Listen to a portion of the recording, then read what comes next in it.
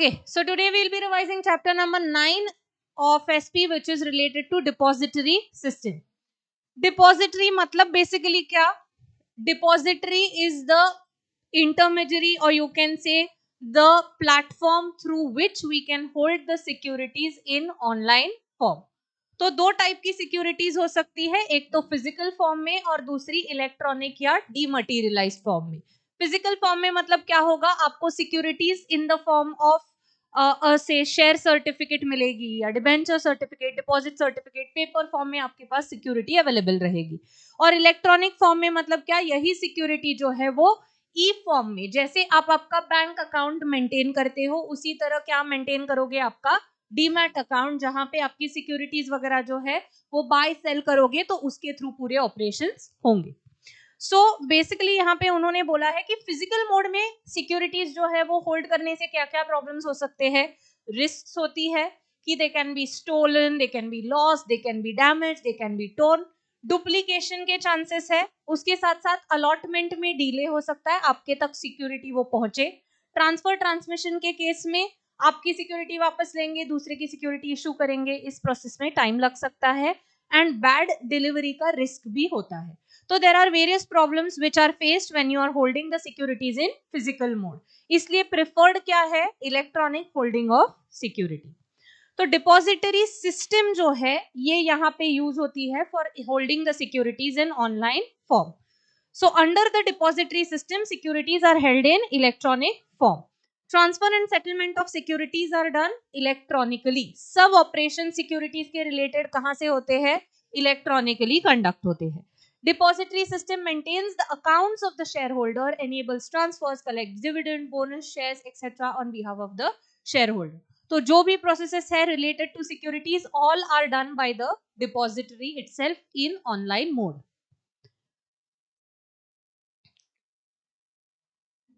Next उन्होंने यहाँ पे हमको कोरिलेशन बताया गया है between two systems, the depository system and the banking system. So यहाँ पे जैसे हमारा मनी एक बैंक के पास सेफ रहता है, वैसे ही डिपॉजिटरी के पास क्या होता है, डिपॉजिटरी के पास हमारी सिक्योरिटीज जो है वो सेफली होल्ड की जाती है. यहाँ पे funds are held in accounts having unique number, तो हमको अकाउंट नंबर वगैरह असाइन होता है बैंक में, उधर हमारी मनी जो है वो होल्ड किया जाता है. वैसे ही यहाँ पे क्या है, सिक्योरिटीज हमको एक यूनिक आईडी वाले अकाउंट में होल्ड करने का ऑप्शन दिया जाता है. मनी को ट्रांजैक्ट करना है बैंक से, तो क्या physical handling of money required है, नहीं. वैसे ही डिपॉजिटरी के थ्रू अगर हम इलेक्ट्रॉनिक फॉर्म में सिक्योरिटीज होल्ड कर रहे हैं तो क्या वहां पे फिजिकल हैंडलिंग नेसेसरी है, नहीं है. यहाँ पे मनी क्या आप ऑनलाइन ट्रांसफर कर सकते हो किसी और पार्टी को, यस. वैसे ही सिक्योरिटीज का ट्रांसफर भी ऑनलाइन मोड से हो सकता है.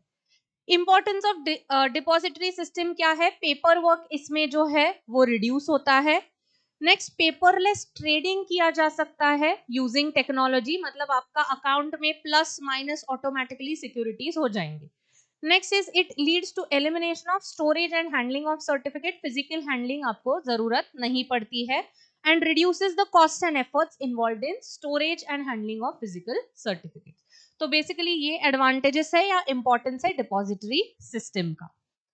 ये डिपॉजिटरी सिस्टम बेनिफिट करती है इन्वेस्टर्स को किस किस वे में. फर्स्टली रिस्क जो है वो एलिमिनेट होता है. क्या रिस्क, जैसे हमने बोला डिलीवरी में डिले हो सकता है, लॉस्ट है, टोर्न है, कुछ भी बैड डिलीवरी होती है वो सर्टिफिकेट की, ये सब रिस्क एलिमिनेट होती है.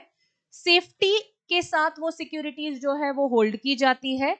And there is ease in transferring the securities. आपको अगर किसी को शेयर सेल करने हैं या शेयर ट्रांसमिट होते हैं तो ऑटोमेटिकली आपके अकाउंट से वो माइनस हो जाएंगे और दूसरे के अकाउंट में एड अप हो जाएंगे.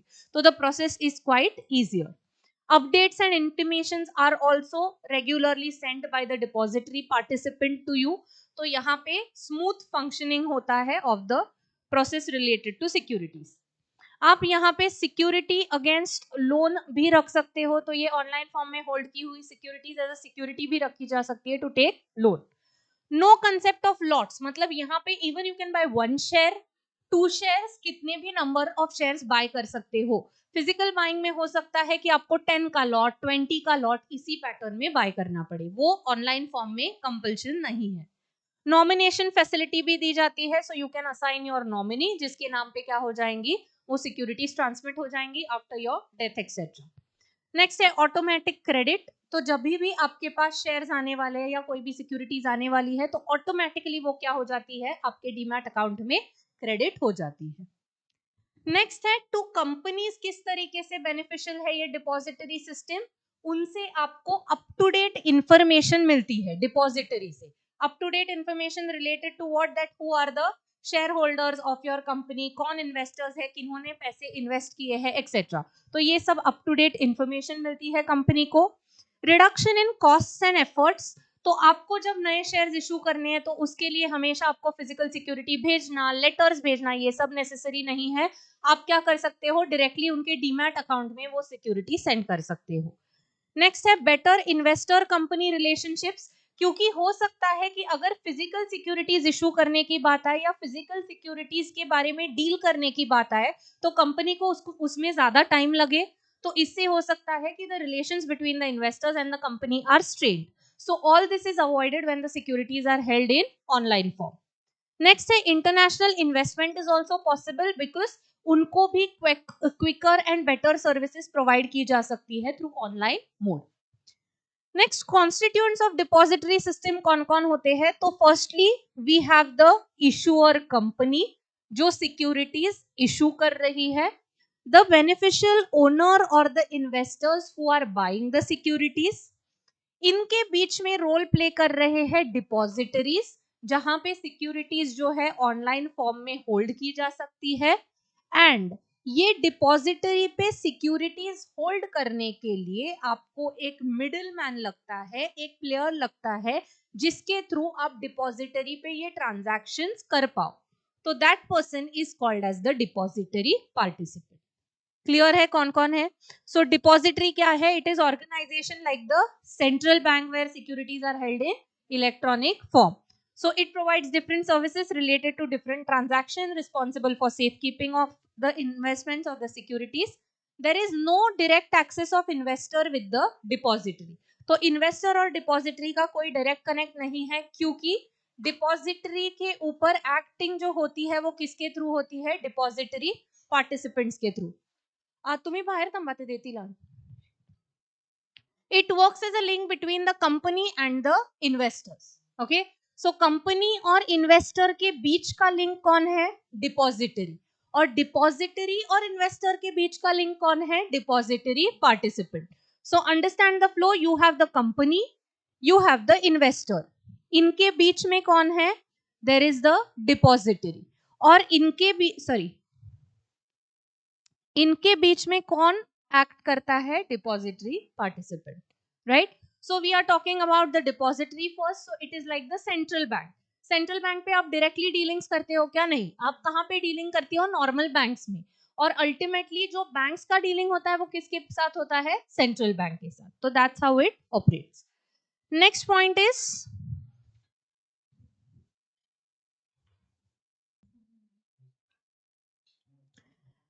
is the depository participant. So depository participant कौन होता है? It is the agent of the depository. It acts as a link between whom? The depository and the investor.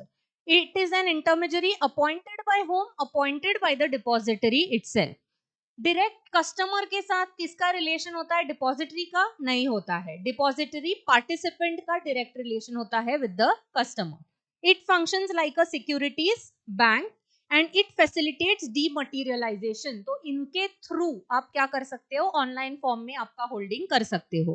It credits the securities in the event of right issue, bonus issue, dividend interest, जो भी payouts है वो भी depository participant के through हो सकते हैं. कौन कौन अब as a depository participant work कर सकता है? तो फाइनेंशियल इंस्टीट्यूशंस है, बैंक्स है, अप्रूव्ड फॉरेन बैंक्स है, कस्टोडियंस है, स्टॉक ब्रोकर्स है, क्लियरिंग कॉर्पोरेशंस है, एनबीएफसीज है, ये सब as a depository participant work कर सकते हैं. डिपॉजिटरी पार्टिसिपेंट आपके सब अकाउंट के डिटेल्स जो होता है डीमैट अकाउंट उसके डिटेल्स मेंटेन करता है.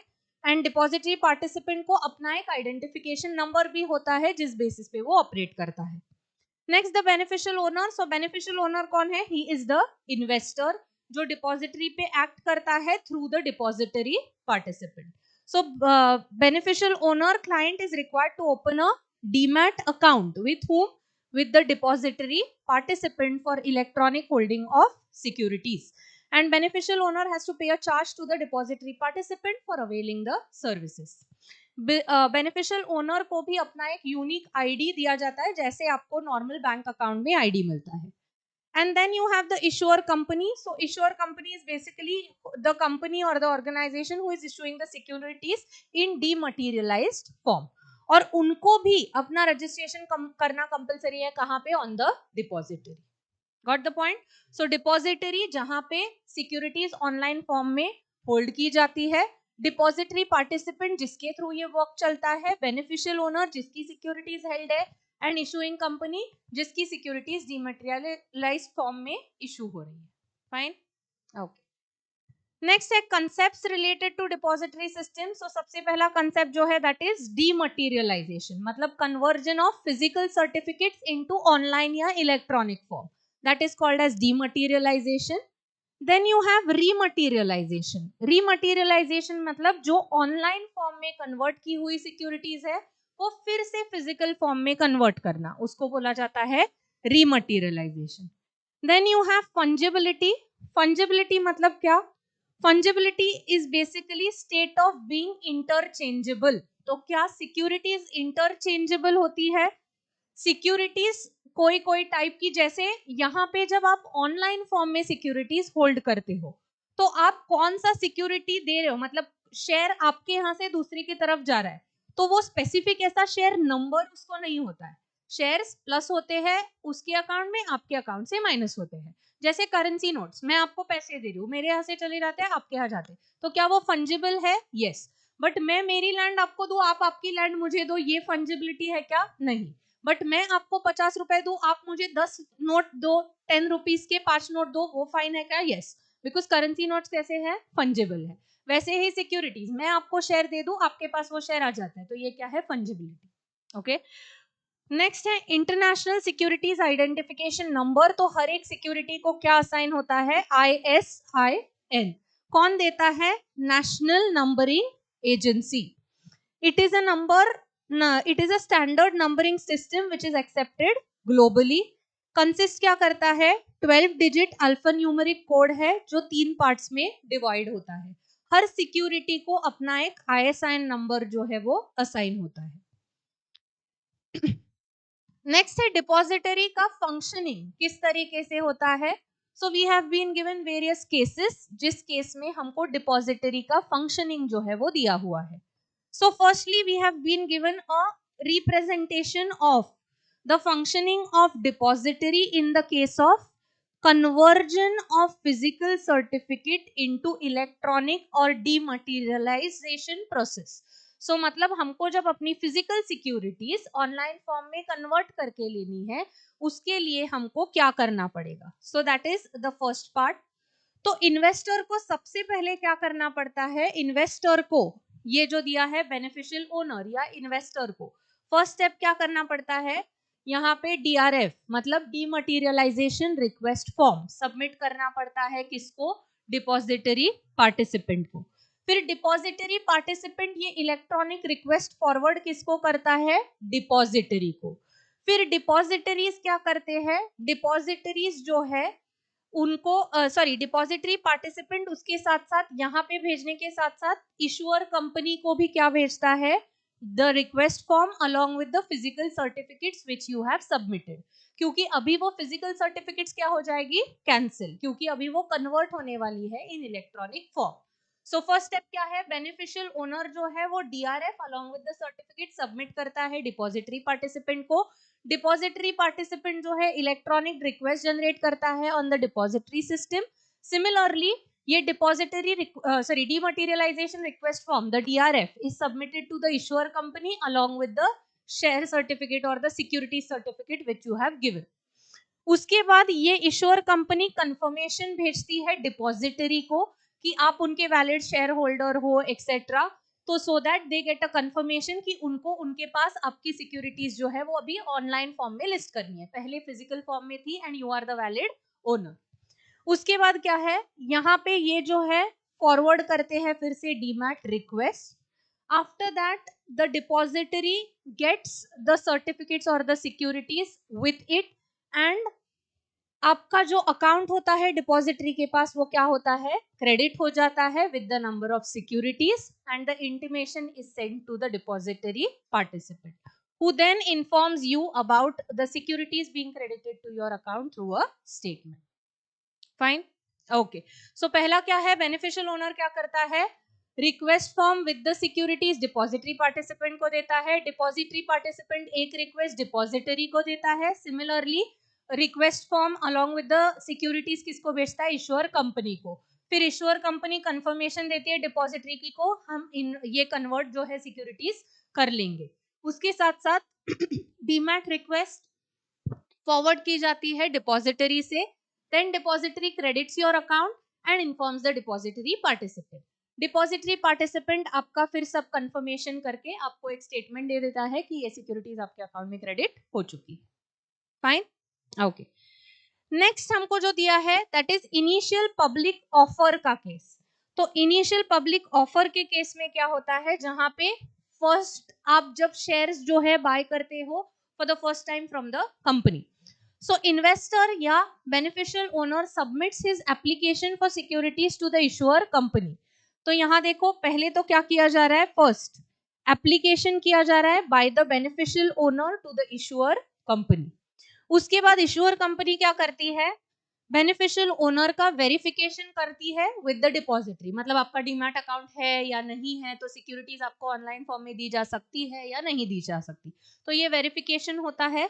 उसका वेरिफिकेशन रिपोर्ट लिया जाता है किससे, डिपॉजिटरी से, फिर इशुअर कंपनी जो डिटेल्स ऑफ अलॉटमेंट होते हैं वो इंटीमेट करती है डिपॉजिटरी को, फिर डिपॉजिटरी क्या करता है, credits the securities in the demat account of the beneficial owner, intimates about this crediting to the depository participant, and depository participant gives you the statement of your account. Fine.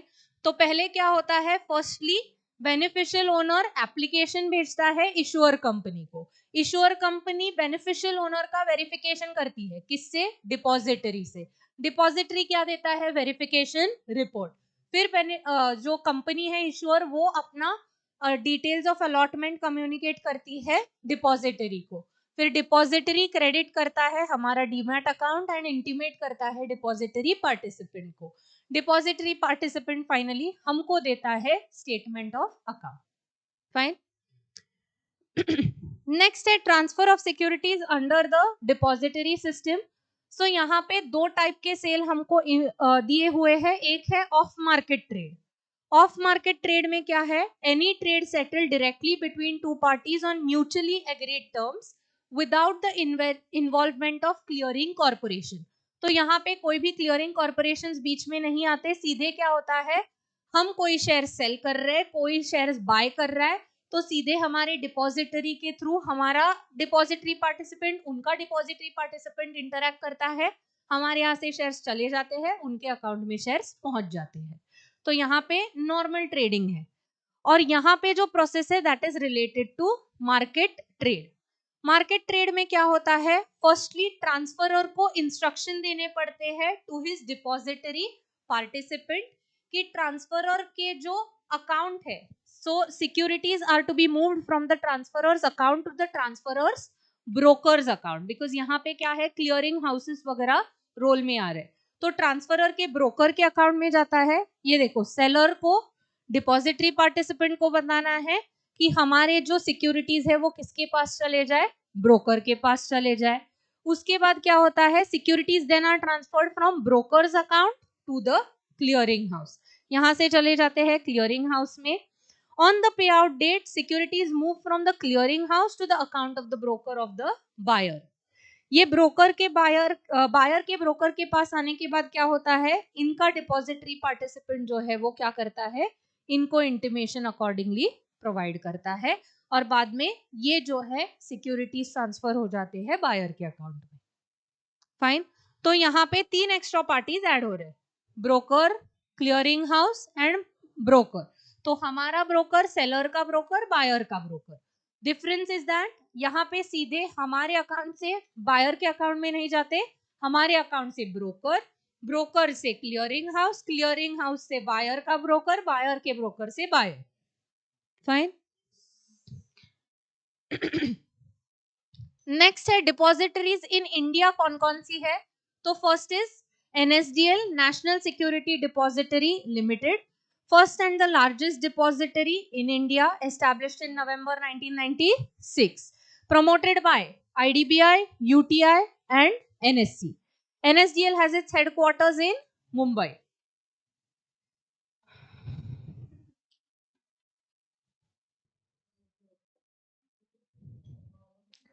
Next, headquarters कहाँ पे है? In Mumbai. Public limited company under Companies Act. Provides various services to investors and renders services like account maintenance, dematerialization, rematerialization, etc.